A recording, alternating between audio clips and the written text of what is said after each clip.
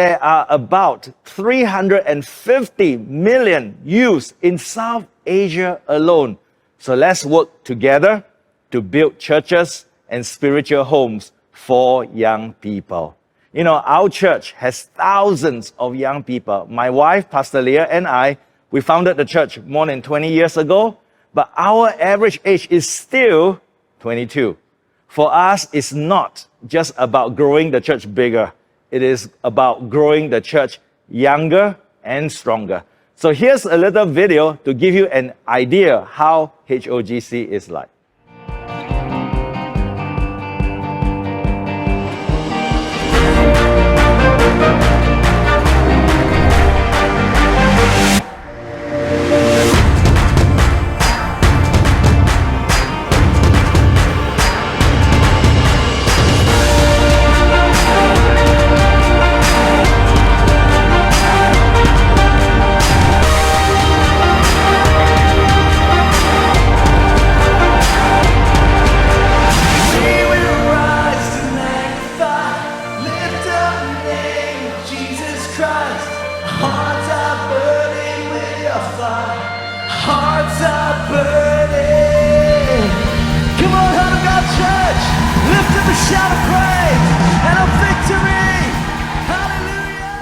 My wife Cecilia, and our youth call her Pastor Leah, she's Cecilia. She is really the one with the vision for generations.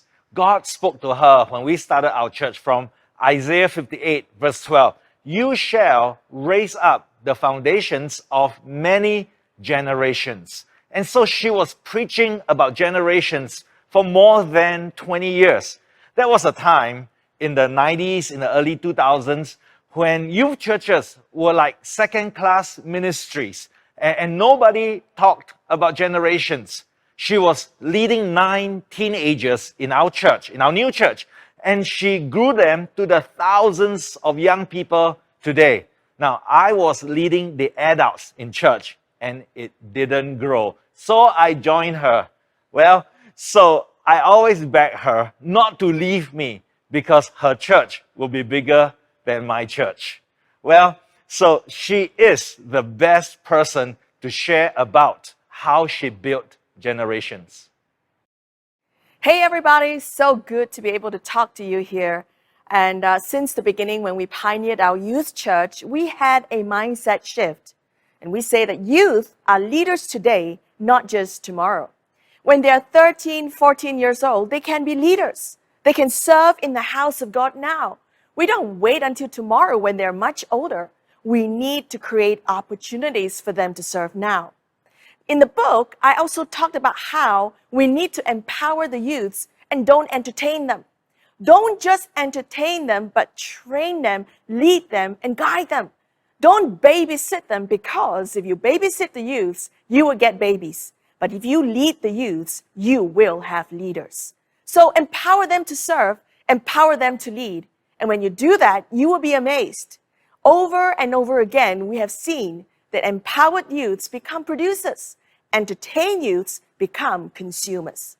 So here's a video showing you what happens when you apply this mindset to leading your youths. And this video shows what takes place in our media control room.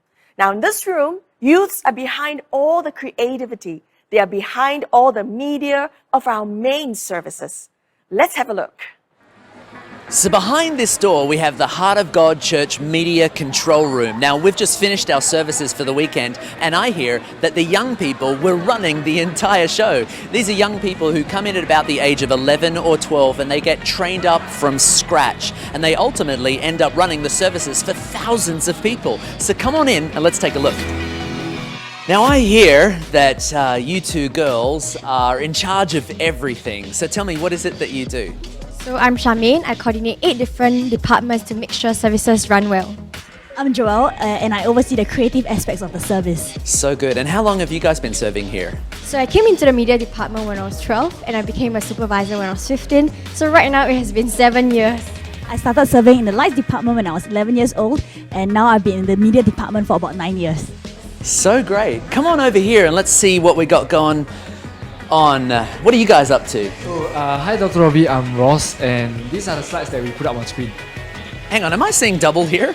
Oh, no, Dr. Robbie, you are not. I'm Rich and I'm a supervisor in the Lights Ministry, while Ross, he is a supervisor in the Projection Ministry who does all the slides for our weekend services. So good. And how old are you guys? We are 18 this year and we came to church when we were 12 and we started serving when we were 13. So cool. Come on over here. Let's take a look around this area. Who do we have here? Hi, I'm Jared. And how old are you, Jared? I'm 14 this year. Now, I hear that you are the person in charge of having created all of the screens for praise and worship today. How on earth did you do that? My trainer Jordan trained me. So when I was 13, somebody actually trained me and now I'm helping to train the next generation. This is actually really typical of Heart of God Church, a 13 or a 14-year-old being trained and mentored by a 16 or a 17-year-old, who in turn is being trained up or mentored by a 20-year-old. In fact, come on over here. Are you the guy who's in charge around here? What have we got going on? And how many cameras do you control? Yes, I'm in charge of all this. And my name is Sing Yi. I'm 15 years old and I'm the youngest camera director in Heart of God Church. And there are actually 16 cameras and I lead 10 people on the team. And together as a team, we capture the moments in service. So good. And Siggy, how long have you been serving here? I started last year when I was 14 years old. Wow, that's amazing. Only 1 year in ministry and already the director. The young people at Heart of God Church, they're not just responsible for expensive equipment, but they are trusted with tremendous responsibility to run the entire show. This is generation after generation. The Heart of God Church leadership team really believe in raising up young people for generations to come. But don't take it from me, don't trust my word. Come and check it out for yourself. So empower the youths, don't entertain them, and you will start to see them being active producers in your church and not just passive consumers. Next, an important mindset shift is generations are reinforcements, not replacements. Now, this is an important mindset shift you need to have if you want to build generations. When I talk about generations, it is not just next generation or my generation, but it is building many, many generations. When we say generations, people think of succession. People think of the older person retiring or dying and the younger person taking over. That is succession. Generations is not succession. Generations is having many layers and levels of leaders at the same time. And if it is about succession, it is too slow. Imagine a 70-year-old pastor looking for a 40 or 50-year-old successor, a replacement to take over. Now, that is too slow and that is too late. Generations is not succession because succession is all about replacement. Generations are not replacements, but reinforcements. Layers and levels, generations and generations of young leaders serving God at the same time. In our church, we have already built 7 generations of leaders, and each generation is only about 3 to 5 years apart. And, the first generation, they came when they were 10, 12, 13-year-olds. Look at how cute they were. But now they are already in their 30s. And out of this first generation, we have raised 3 homegrown pastors. We're so proud of them. But we didn't stop there. We reached out to another generation. And this is the second generation. Again, they came when they were young. Their faces were so adorable. But now they've all grown up. But they are still serving passionately in church. But we did not stop there. We went back down for the third generation, and they grew up again. So we went back down again for a 4th generation.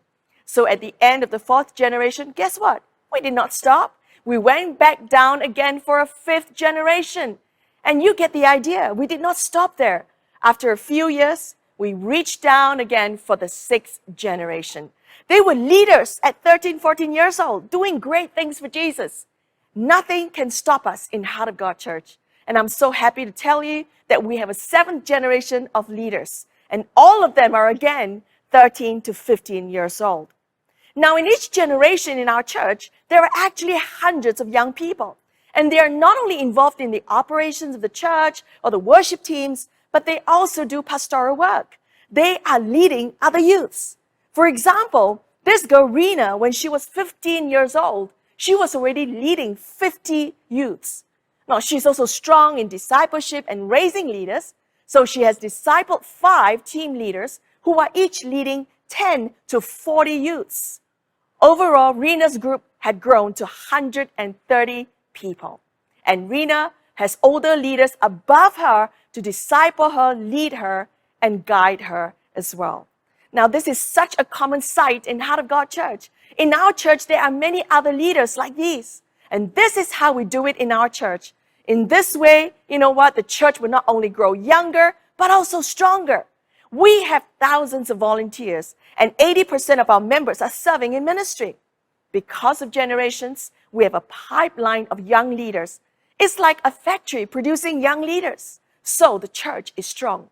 When you build your church younger, it also gets stronger. And the young people, they're not replacing the older generation, but reinforcing them. Nobody is being replaced. The first generation is still serving alongside the seventh generation. So we teach our young people to honor the older people for all their sacrifices. We told them that they are standing on the shoulders of the older generation. In turn, we teach our older generation to respect and give space to younger people. We always tell them, hey, it is not a closed circle. In Heart of God Church, we always give space for the young people coming up. And we tell them, the younger people are not here to replace you, but to reinforce you, to make you stronger. The young generation is not here to push you out, but to push you up. Now, I know these mindset shifts will help you as you build generations. Your churches will become younger and stronger. And you know what? Right now, I'm going to hand you back to my husband, Pastor Hao. You know, he gave me such a good introduction. Tonight, I guess I will have to cook for him and massage his feet and do all of that. Back to you, Hao. Thank you, Leah. So, if you want your youth to grow, here's a mindset shift. Build your church like a home. Our church is our spiritual home. You see, traditionally, this is how we build our youth ministry. What we expect of our young people. It is to believe, become, belong. We tell our young people, believe first, then you become holy, or in other words, behave. Only after that, then you belong. Then we accept you. You are part of us. We baptize you. We give you church membership. So that's traditional. Believe, become, belong. But now, this new generation is totally different. In fact, it is the opposite. You have to make the young people feel that they belong first. That church is their home. So now it is belong, believe, then become. You belong to our church. And then gradually they will believe in Jesus. Then they become Christians. They become disciples and leaders.